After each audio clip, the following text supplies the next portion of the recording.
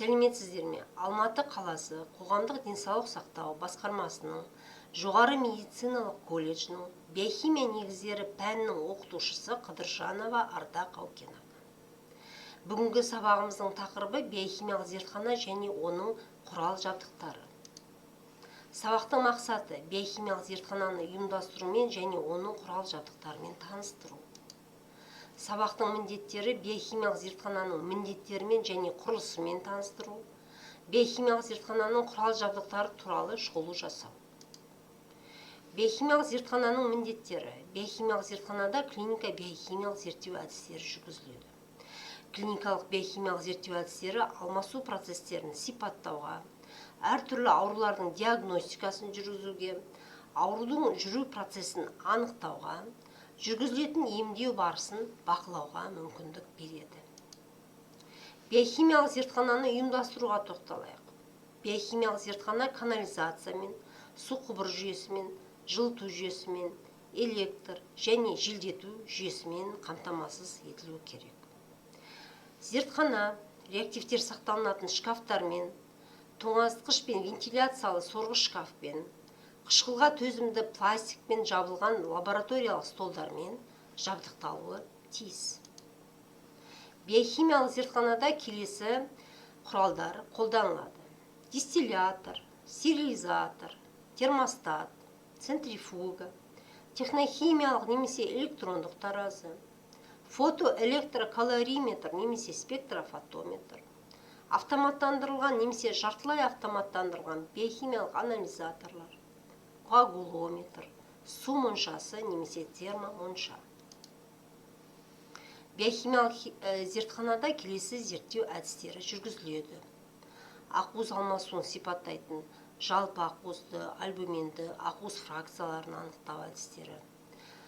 Көмірсу алмасуын сипаттайтын негізгі анализ глюкозаны анықтау. Қалдық азот компоненттерін, мочевинаны, креатининді, зәр қышқылын, билирубин фракцияларын анықтау. Қан сарысуының ферменттерін, аланин аминотрансферазаны, аспартат аминотрансферазаны, лактат дегидрогеназаны, гамма-глутамин трансферазаны, сілтілі фосфатазы мен қышқыл фосфатазаны, креатин киназаны анықтау. Липидтер алмасуын сипаттайтын холестеринді, триацилглицеридтерді, төмен тығыздықты липопротеидтер мен жоғары тығыздықты липопротеидтерді анықтау.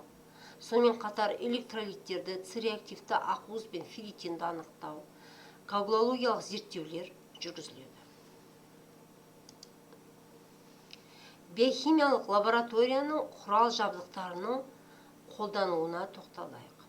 Термостат белгілі бір тұрақты температурада инкубациялау үшін қажет. Дистиллятор көмегімен дистилленген су алынады. Стерилизаторда шыны ыдыстарды залалсыздандырамыз. Залалсыздандыру режимі 180 градус Цельсияда 60 минут. Фотоэлектрокалориметрде зерттелетін ерітіндінің экстенциясын, яғни оптикалық тығыздығын анықтаймыз. Сорғыш шкафта концентрлі қышқылдар, күшті сүрлер, оңай буланатын реагенттер сақталынады және олармен жұмыс жүргізіледі. Электрондық таразылар көмегімен реактивтердің салмағы өлшенеді. Су моншасы немесе термомонша реакцияларды тұрақты температурада жүргізу үшін қажет. Центрифугада құрғақ затты сұйық заттан бөліп аламыз, яғни тұнбаға түсіреміз. Мысалы, қан сарысу мен плазманы алуда қанның пішінді элементтерін, эритроцит, лейкоцит, тромбоциттерді тұнбаға түсіреміз. Тоңазытқышта реактивтер сақталынады. Ал автоматтандырылған биохимиялық анализаторлар көмегімен биохимиялық көрсеткіштерді автоматты түрде тез арада өлшейміз. Глюкометр көмегімен қандағы глюкоза деңгейін жедел анықтаймыз. Портативтік анализаторлар липидтердің, яғни жалпы холестеринді, триацилглицеридтерді, ТТЛП, ЖТЛП деңгейін анықтайды. Коагулометрде коагулологиялық лабораториялық зерттеулер жүргізіледі. Енді аталған биохимиялық құралдарға келесі видеороликте шолу жасайық.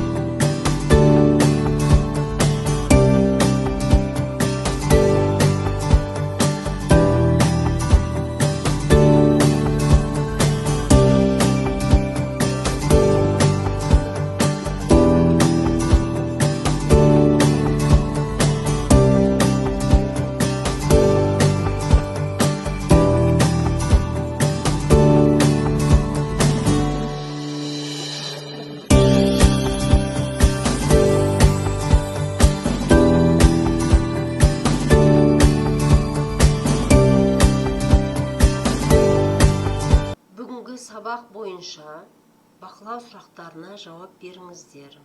Биохимиялық лабораторияның негізгі мақсаты қандай? Биохимиялық зерттеу түрлерін атаңыздар. Биохимиялық зертханада қандай құралдар қолданылады? Спектрофотометр қандай мақсатта қолданылады? Биохимиялық анализатор қандай қызмет атқарады? Фотоэлектрокалориметрдің жұмыс істеу принципін түсіндіріңіз. Центрифуганың көмегімен қандай заттарды бөліп алуға болады? Су мұншасының және термостаттың лабораториядағы рөлі қандай? Автоматтандырылған биохимиялық анализатордың артықшылықтары қандай? Глюкометр арқылы қандағы қандай көрсеткіш анықталады?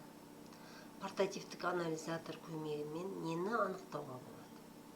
Стерилизатордағы стерилизация режимі қандай? Назарларыңызға рахмет.